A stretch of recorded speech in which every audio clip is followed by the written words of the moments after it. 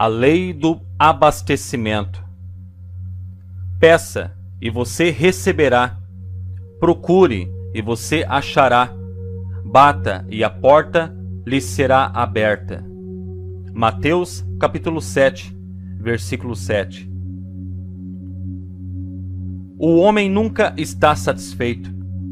Este fato é deplorado por muitos, mas Deus não pretendia que o homem fosse para sempre satisfeito.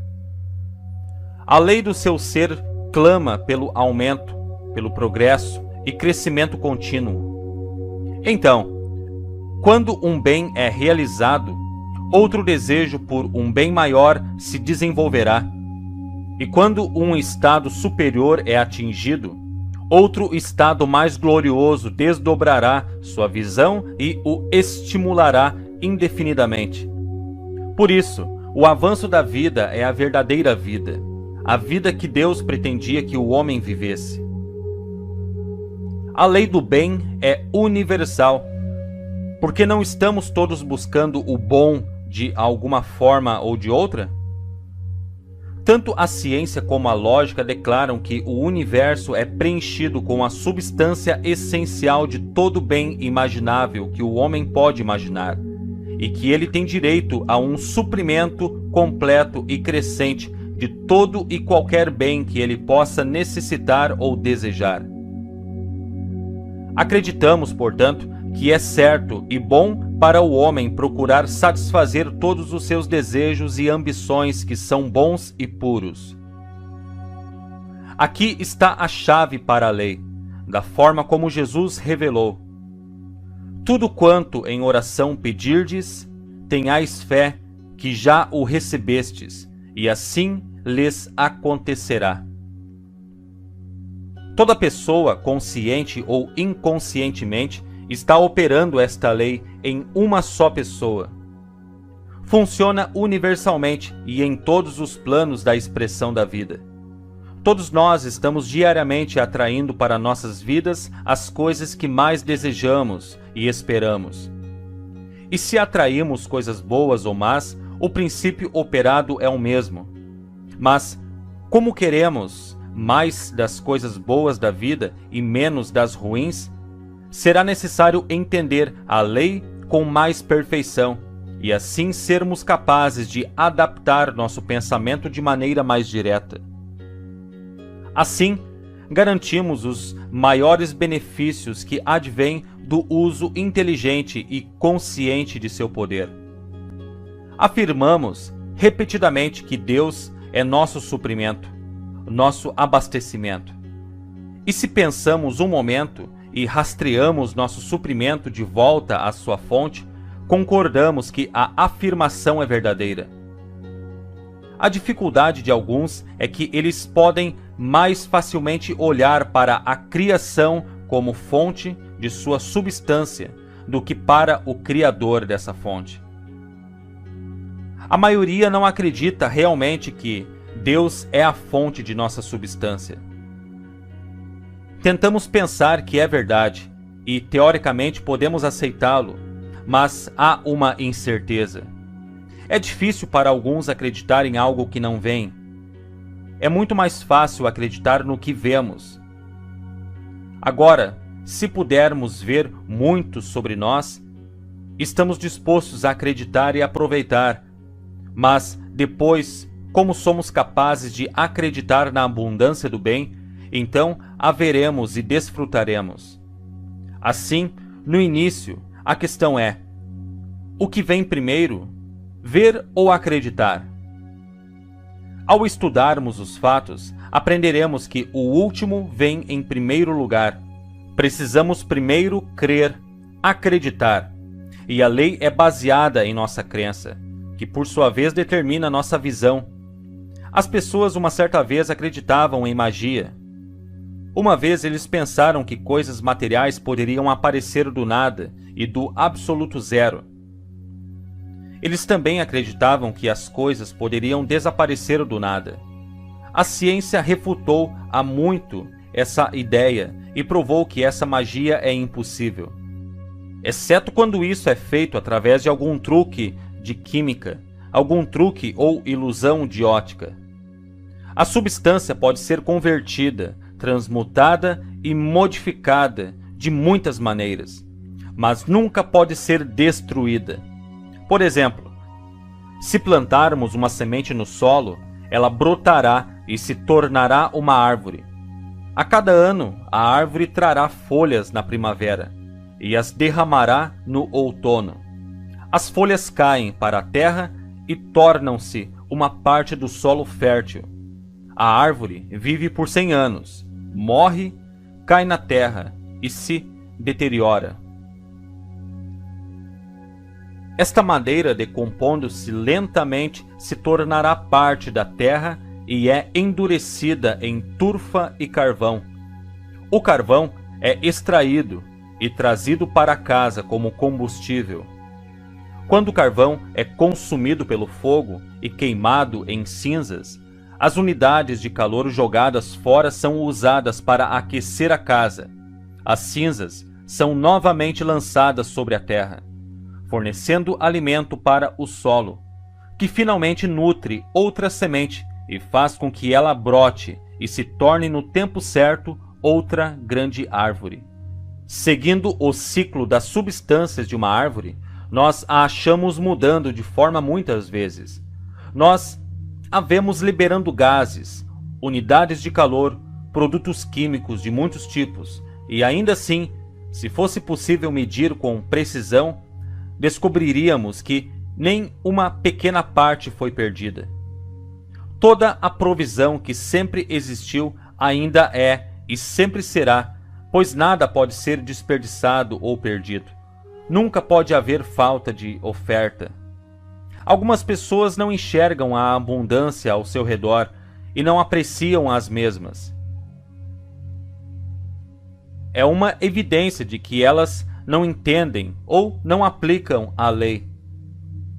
Em sua cegueira, eles dizem que muita coisa não existe e que, como sua visão é limitada, estão certos, em parte, pelo fato de sua limitada percepção. Mas quando eles aprendem a enxergar com a mente, eles perceberão de maneira diferente. Há uma fase da lei conhecida como oferta e demanda, que é encontrada em todos os departamentos da vida. Tempos atrás, Thomas Edison recorreu ao uso da oferta e demanda quando inventou a primeira luz elétrica. Quando sua lâmpada de carbono foi trazida para o povo como um novo tipo de iluminação, muito superior a qualquer método então conhecido, eles a aceitaram prontamente? Muitos acharam isso ridículo e muito caro. Eles estavam usando velas, lâmpadas a óleo e uma pequena porcentagem de lâmpadas a gás. Assim, muito tempo se passou antes que o público fosse educado para as vantagens da eletricidade sobre os velhos modos de luz, calor e energia. Somente quando as pessoas se convenceram das vantagens desse novo poder, elas investiram em seu futuro. Construíram casas de força e instalaram postes e cabos de fios em toda a cidade para fábricas e casas. E como tudo isso foi realizado? Quando havia demanda pela necessidade de energia elétrica, a oferta estava próxima. De onde veio tudo isso? Fora da terra, fora do ar, da energia e da água. Energia a vapor, gás, petróleo e 1001 outras fontes. Vem diretamente da natureza, cuja visão criou esses materiais na Terra. Há um tempo atrás, os nossos antepassados estavam muito bem equipados e em grande estilo, andando em carruagens. Onde essas carruagens estão agora? Quase sumidas e quase esquecidas. O automóvel os substituiu. Como tudo isso aconteceu?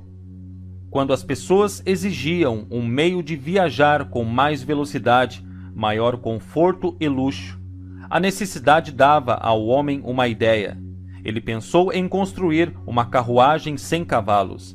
Ele trabalhou no plano, desenvolveu-o lentamente e educou lentamente o público para aceitar o modo moderno de transporte.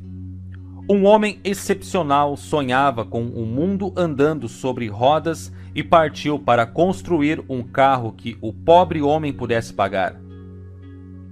Hoje, o automóvel se tornou um fator tão importante na vida do homem que nos perguntamos como poderíamos ter progredido sem ele. Você vê, sempre que o homem precisou de uma certa coisa na vida, uma ideia lhe foi dada pela primeira vez em mente. Ele foi inspirado a desenvolver a ideia e depois materializá-la, convertendo um pedaço de lama ou metal em uma forma utilizável.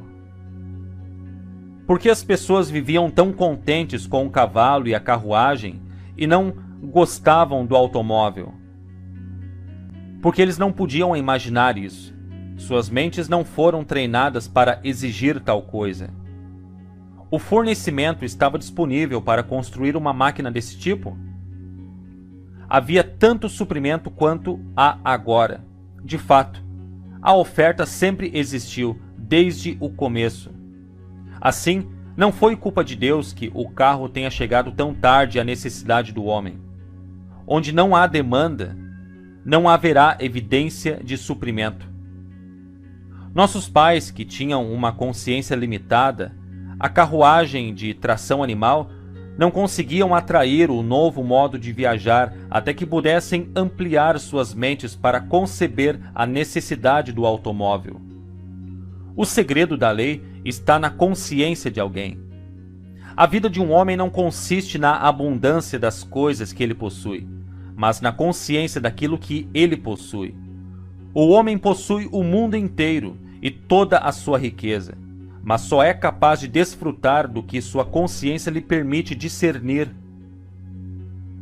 Em algum lugar eu li a história de um homem que vivia fora de Pittsburgh e operava uma pequena fazenda de laticínios. Dia após dia, ele trabalhou incansavelmente para ganhar uma vida pobre para si e para sua família.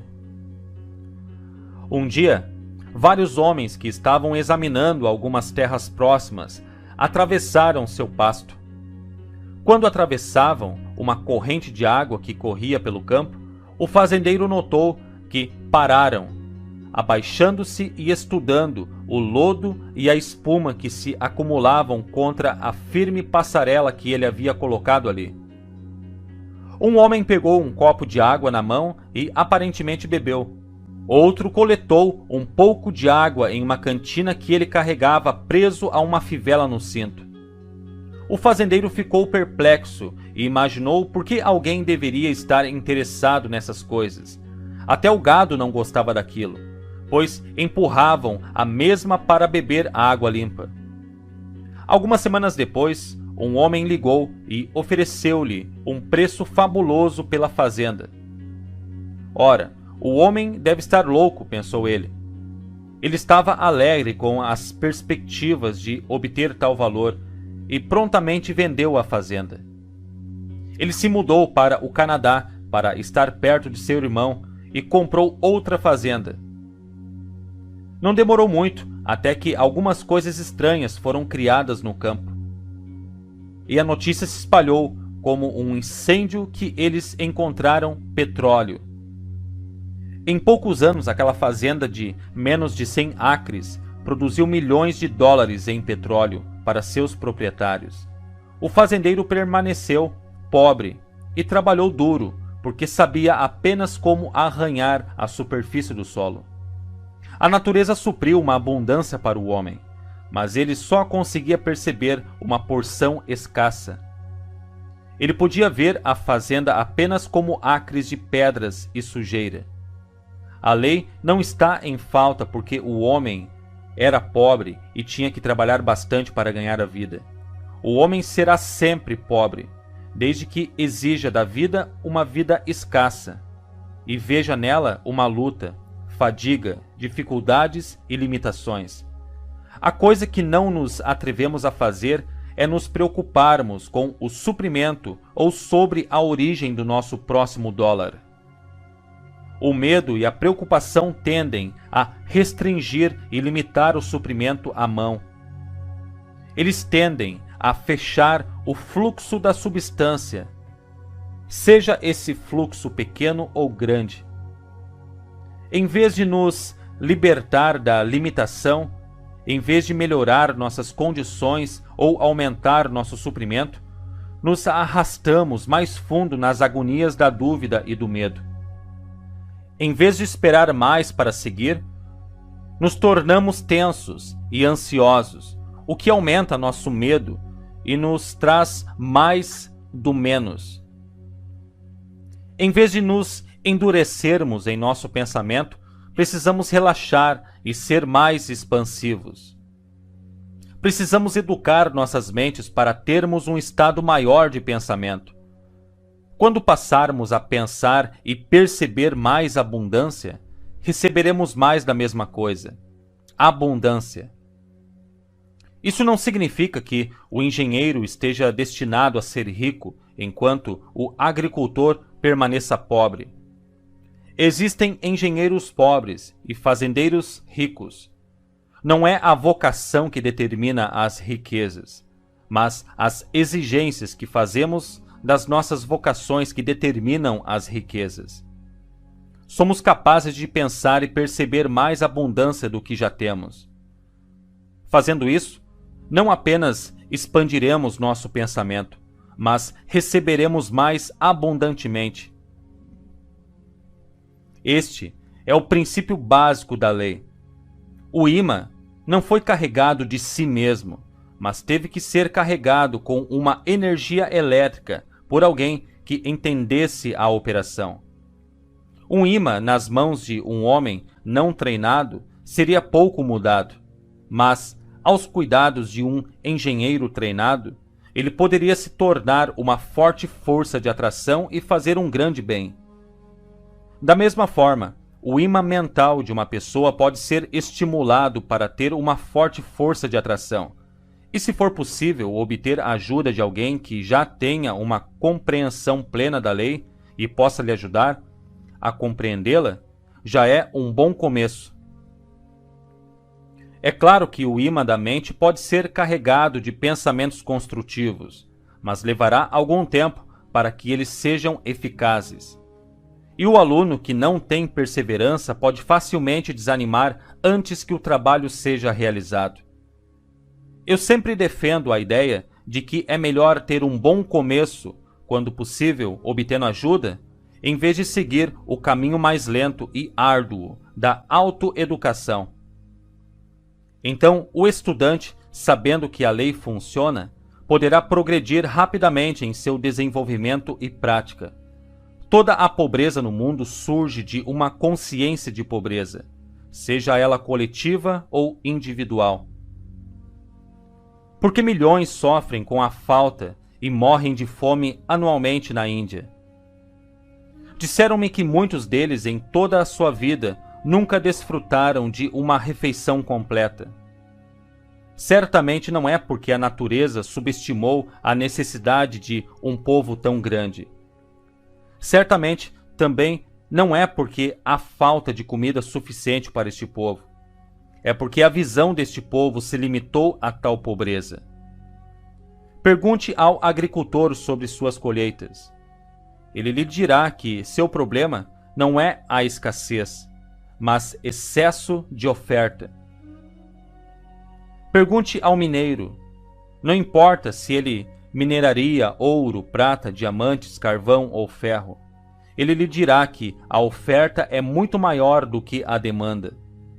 Pergunte ao cientista, e ele dirá que há muita comida, há mais comida no mundo do que somos capazes de usufruir. Há mais poder em uma única gota de água ou em um pedaço de açúcar do que o homem pode perceber. A oferta é maior que a demanda, e a demanda é determinada pelo pensamento do próprio homem. A proposta com a maioria de nós é que nosso poder de atração é fraco demais para entender as demandas. Nossa mente é como um ímã que atrai para si o seu próprio tipo. e espécie. Um ímã pode atrair-se em proporção ao seu poder de magnetismo que é gerado ou coletado em si mesmo.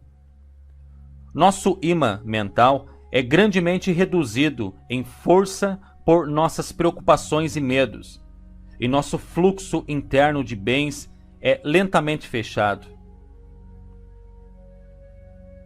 Se nossa força mental se enfraquecer demais, podemos até repelir o pouco que está tentando nos alcançar. Como podemos carregar um ímã com energia elétrica para aumentar seu poder de magnetismo, nossa mente também pode ser carregada com uma energia mental que constrói um poder de atração. Como a natureza, devemos seguir uma lei natural. A natureza nunca se constrói morro abaixo, sempre para cima. Para perceber prosperidade, nós, como a natureza, não podemos realizar mágica ou milagres. Não podemos fazer saúde, felicidade ou dinheiro do nada. A natureza nos mostra como podemos converter muito ou pouco da substância disponível em um material utilizável. A substância disponível é o nosso pensamento, e nós temos que carregar nossas mentes com pensamentos construtivos. Da mesma forma que a natureza, para nós realizarmos o bem, nossos pensamentos devem estar sempre sendo conduzidos para cima, devem ser construtivos. Se, por exemplo, uma abelha zangão em uma colmeia decidisse se deitar com seus irmãos e trabalhasse pela metade, a mãe natureza concordaria e encontraria um trabalho de meio período para a abelha especial? De maneira alguma.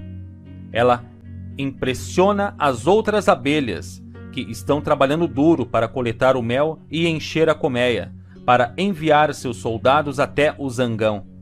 A mesma é jogada para fora e picada até a morte. A natureza destrói uma abelha preguiçosa. Se os pensamentos entram em nossas mentes e os mesmos não usam sua força total, então não são pensamentos positivos. E assim como a natureza, devemos cumprir a lei e destruí-los. Não podemos ousar dar regalias a meias verdades ou a pensamentos preguiçosos para que não enfraqueça nosso poder de atração e recepção. Este momento e local é um excelente lugar para começarmos com um inventário. Nós devemos filtrar nossos pensamentos cuidadosamente para separar os pensamentos fortes dos pensamentos preguiçosos. Os pensamentos preguiçosos e fracos devem ser expulsos e destruídos. Tem de haver recusa em aceitá-los por mais tempo. Então devemos guardar cuidadosamente cada pensamento para que os pensamentos fracos não possam inconscientemente ou conscientemente escapar para brincar de destruir os outros que estão tentando fazer o bem. Um homem chegou a mim um dia no final do outono e expressou seus medos relativos ao seu trabalho. Ele trabalhava há muitos anos em um hotel que pela primeira vez havia sentido os efeitos de uma temporada muito fraca. Dizia-se que a gerência iria fechar a casa e soltar os empregados até a primavera. Ele disse: "Eu sinto que essas pessoas sabem que haverá um desligamento. Elas estão no escritório do gerente. O que você acha que eu posso fazer sobre isso?" Então eu respondi: "Só há uma coisa que você pode fazer. Volte para o seu trabalho e realize a lei. Se a lei determinar o seu suprimento e posição, então ninguém, exceto a lei, poderá mudar isso para você. Se você perceber isso e manter isso em mente, eu o ajudarei a manter a lei. Se a lei tiver outra posição para você, haverá uma porta aberta antes que esta possa se fechar. Volte para o seu trabalho e ignore os rumores, deixe os outros temerem e se preocuparem, mas não se deixe ficar abatido." Para provar sua fé ou confiança na lei, prepare-se para continuar e espere que seu trabalho aumente e melhore.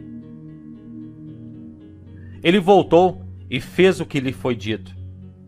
Quando os rumores se transformaram em realidade, ele manteve firmemente o pensamento de aumentar o trabalho e os negócios. Assim, ele foi mantido durante os tempos de folga. Ele foi mantido no escritório para cuidar dos negócios e, devido ao aumento do trabalho e da responsabilidade que lhe foi confiada, recebeu um aumento de salário. Se ele tivesse autorizado os medos e pensamentos de perda e falta, ele teria sofrido como o restante dos que foram demitidos. Isso está de acordo com a lei, e a lei não faz acepção de pessoas. Se ele permitisse que seus pensamentos para o bem se tornassem adulterados com pensamentos de falta, ele teria enfraquecido seu imã mental. Ele não poderia ter atraído mais do que sua mente era capaz de receber. Não importa o quanto oramos ou quão alto oramos, nossas orações só podem ser respondidas enquanto trabalhamos a lei. A lei nos servirá na mesma proporção de quão bem nós a servimos. Robert Kuller, em um de seus livros, fala de um incidente que aconteceu em Chicago. Um jovem, no elevador de uma grande casa de negócios, fez a seguinte pergunta: qual é a sua religião? Ele prontamente respondeu, para a surpresa dos outros, que sua religião era Sears, Roebuck & Company. Ele é um dos executivos dessa mesma empresa hoje. Por quê? Ele trabalhou a lei do abastecimento, onde ele pensava apenas em termos relevantes aos seus interesses. O sucesso de sua empresa foi seu sucesso. Seu interesse concertado permitiu-lhe tornar-se parte da empresa. Hoje, ele tem um bom assento, um escritório bonito e um ótimo salário. Assim como o jovem, seu único pensamento deve ser abundância. Como a abundância e o abastecimento são um, então, para usar a lei, você deve pensar em suprir, abastecer, falando e suprindo a vida com todo o pensamento de abundância. Mantenha seus pensamentos tão ocupados com ideias de abundância que todo e qualquer pensamento preguiçoso de falta ou perda será destruído. Lembre-se de não confundir dinheiro com suprimentos. O dinheiro é apenas um dos inumerosos meios de suprimento. O dinheiro não é a raiz de todo o mal, mas o amor ao dinheiro é. Se você se concentrar apenas no dinheiro e usar todos os meios para acumulá-lo, estará forçando a lei a fechar outro bem. Se você se concentrar em uma parte e não no todo, você terá apenas uma pequena parte. Se você se concentrar no todo, desfrutará da abundância do todo. Eu conheci um homem que determinou cedo em sua vida para se concentrar em acumular dinheiro. Ele alcançou sua ambição e se tornou um homem muito influente em sua cidade. Ele confidenciou a um amigo antes de morrer dizendo: fiz tudo o que sabia para ficar rico. Ganhei riquezas, mas perdi o amor e a companhia de minha esposa e a alegria de ser pai de nossos filhos. Perdi minha saúde e estou gastando minha fortuna para recuperar minha saúde. Mas de alguma forma, minha saúde não me responde. Sim, aprendi a ficar rico, mas não aprendi a viver. Se amamos a lei, usamos a lei para obter suprimento e, usando-a com sabedoria, iremos satisfazer nossos desejos. Aprenderemos a viver de maneira sadia, livre e sábia, e não haverá perdas. Nossas vidas serão tão completas quanto Deus, a lei, as projetou para serem. Pode haver muitos de vocês que estão tentando seguir as ideias da verdade e que sinceramente afirmaram e pensaram declarações para o fornecimento, mas de alguma forma isso só veio em pequenas quantidades. Isso pode ser em grande parte devido ao fato de que seus sentidos ainda são fortes demais para sua mente controlar. Talvez você precise ver primeiro antes de acreditar. Isto é, você está tão acostumado a ver tanto suprimento ou dinheiro que, apesar de suas declarações, acredita mais no que vê do que naquilo que está tentando pensar. É necessário que você primeiro treine seus sentidos para ficar sob o controle dos pensamentos que você sabe que deve pensar para se conformar com a lei. Florence Shinn dá um exemplo claro disso em seu livro The Game of Life, O Jogo da Vida. Ela fala de um homem que estava procurando uma nova posição e, tendo uma quantia limitada de dinheiro, estava debatendo em sua mente se deveria comprar um novo casaco ou segurar o dinheiro para o caso de ter tempo para conseguir emprego. Ele foi aconselhado a comprar o casaco, e era um casaco de pele caro. Isso reduziu consideravelmente sua conta bancária, mas aumentou sua confiança e estimulou sua fé a tal ponto que seu futuro empregador captou o espírito e deu-lhe um excelente trabalho. O casaco serviu para capacitá-lo a se sentir próspero, e o empreendimento fortaleceu sua coragem e confiança, de modo que a lei passou a satisfazer a demanda. Se tal condição surge em que alguém se sente melhor por ver alguma evidência de prosperidade, então é sábio fazer aquilo que torna mais fácil para a pessoa atrair prosperidade para ele. Certamente não é útil trabalhar pela prosperidade e ver uma pilha de contas diante de você ou uma condição de limitação e miséria ao seu redor. É melhor se afastar de tal visão e ir onde a visão está mais de acordo com o desejo da mente. Quando eu desejo trabalhar para a minha prosperidade ou para a dos outros, eu tento ficar em um ambiente onde há abundância e beleza e onde as pessoas ao meu redor não estão em situação limitada. Portanto, seguimos dizendo que você pode constantemente atrair em sua vida toda e qualquer forma de bem que você realmente deseja, pois é a vontade de Deus que você desfrute de todo o bem que promova felicidade e progresso. Todo desejo é uma expressão da vontade, enquanto esperar o bem é exigir bem.